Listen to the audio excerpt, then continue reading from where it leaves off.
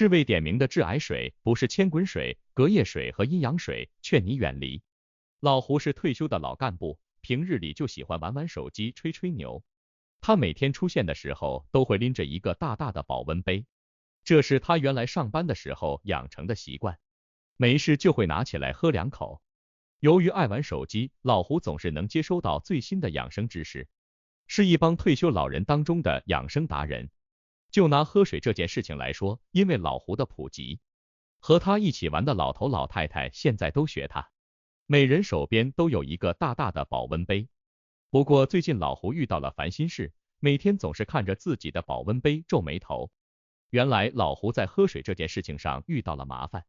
最开始他看一些报道说反复煮沸的千滚水不能喝，会致癌，于是每天专门备了一个小热水壶，只喝刚刚烧开的水。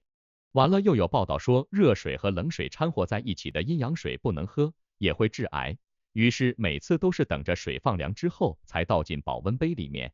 前几天给他推送的消息又说隔夜水也会致癌，要谨慎喝水，这让老胡犯了难，就简单的喝个水，怎么会有这么多的说道？为了能够健康饮水，无奈之下，老胡只好到医院找专门的大夫求解。这些手机推送的消息，他真的无法判断了。医生在了解了老胡的烦恼之后，笑着告诉他，还真有一种水被世界卫生组织认定为致癌水，只不过它既不是千滚水、阴阳水和隔夜水，而是一种平日里我们很多人都在饮用的水。喝水对人体的好处。人体的正常运转是需要大量水分的，一般一个标准体型的成年人，每天水分的摄入量不能少于2000毫升。如果长时间不喝水，人体就会脱水，会引发很严重的后果。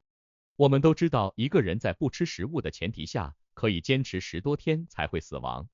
可不喝水的话，3天人就会因身体脱水陷入昏迷，从而死亡。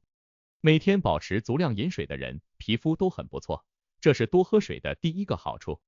除了对皮肤有好处之外，多喝水还能够加速机体的代谢，从而能够快速将身体内部的一些有毒有害物质排出体外。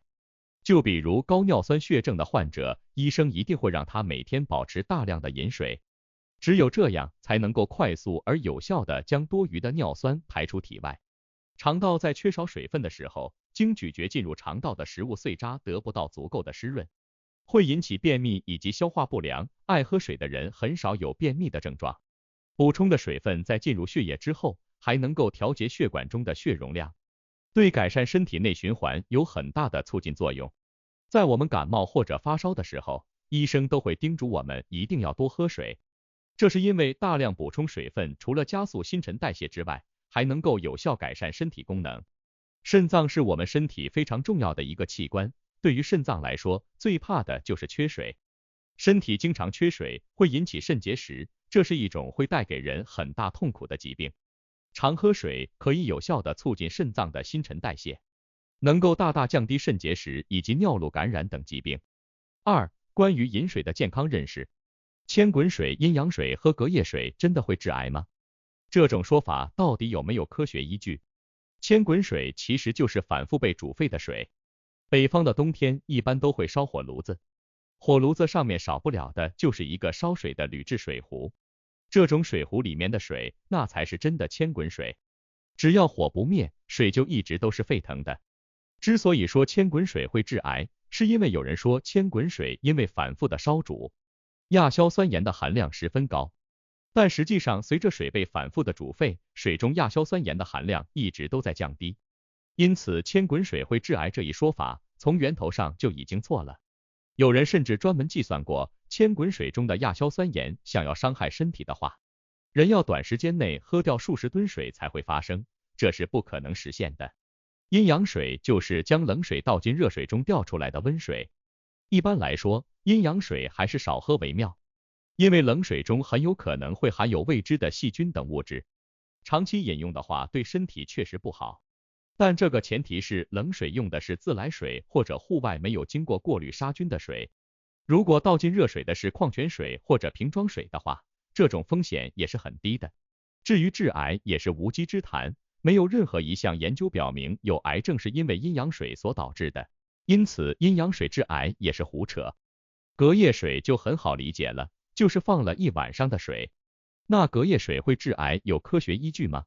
能够很明确的告诉大家是没有任何依据的。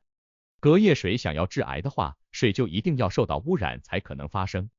但一般所谓的隔夜水都是放置在我们休息的地方，如果水受到污染而致癌的话，人估计早就已经被污染致死了，喝不喝水都无所谓。所以隔夜水致癌也是不可信的。3. 真正的致癌水。既然这些经常被人认为可以致癌的水都是错误的，那真的致癌水到底是什么呢？其实真相很简单，世界卫生组织认定的致癌水是温度在65摄氏度以上的高温水。不只是水，只要各种饮料温度高于65摄氏度以上，都统称为致癌水。这是世界卫生组织在2016年发布的权威结果。我们经常会对身边的人说要多喝热水，这种万金油的关心其实是很不健康，而且是会危害身体健康的。之所以将65摄氏度以上的热饮认定为致癌水，是因为以下几点。温度高于65摄氏度以上的热饮会严重的损伤人体口腔以及食道黏膜，一不小心喝水被烫到，口腔内部就会耷拉着一些白色的组织，这是被严重伤害的口腔黏膜。常说病从口入，口腔由于需要进食，是最容易被细菌病毒等入侵的人体器官。但日常生活中，我们之所以没有因为进食而被病毒和细菌所感染，这一切都是因为口腔以及食道黏膜起到了保护作用。而经常喝热水的人，长期伤害口腔、食道黏膜，不但增加了被感染的风险，反复的刺激这些地方会让口腔、食道黏膜产生补偿性病变，最终会引发癌症的出现。研究表明，喜欢喝高温热饮的人，食道癌的患病概率是远远高于普通人的。人一般都有个坏习惯，被喝进嘴里的水烫了，不是立刻吐掉，而是猛地一下子咽到肚子里去。这样不但严重伤害了口腔、食道，而且还会损伤到胃黏膜，让身体出现烧心、腹痛等不良反应。常喝温度太高的水，难免会出现口腔溃疡、食道溃疡以及胃溃疡。这些溃疡反复出现的结果，就是该区域的细胞由于不断的增生而出现癌变。4. 如何健康的饮水？为了避免致癌水对我们身体的伤害，一定要学会健康饮水。首先，不喝温度太高的水，如果无法准确的把控温度，可以用手去触摸，感觉不烫手，基本上水温就是比较安全的。口腔和食道黏膜的温度承受范围基本上在45摄氏度左右，水温在这个范围是很安全的。尤其是在冬天的时候，一定要注意，千万不能为了驱寒而喝滚烫的热水，哪怕是很小心的小口喝水，也是一样会伤害到口腔以及食道的。也不能喝太凉的水，炎热的夏天，很多人愿意喝冷冻过的水，觉得这样一下子能够去掉暑气，其实这种行为是错误的。天气炎热的时候突然喝冰水，血管的急速收缩会严重影响到心脏以及大脑的供血，如果身体不好的人，可能会引发脑梗、心梗等严重后果。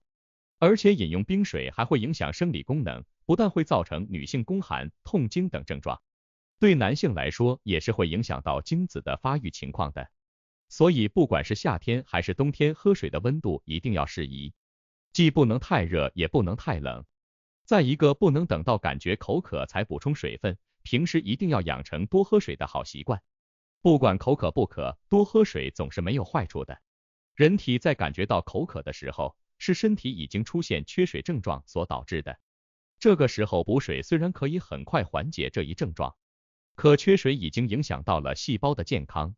晚上为了休息好，不要大量的喝水，因为晚上喝太多水的话，频繁的起夜不但会影响到睡眠质量，而且还会导致早晨脸部水肿。晚上少喝水，早晨起来可以多喝水，这样才是健康的饮水方式。结语：重视养生并不是相信谣言，就如同致癌水一样。我们平日里接触的很多所谓的养生宣传，其实都是别人杜撰的。一定要能识别什么才是真的有用的养生知识。如果无法准确判断的话，可以跟老胡学习，直接去问医生。健康饮水，远离致癌水，希望这篇文章能够给你带来帮助。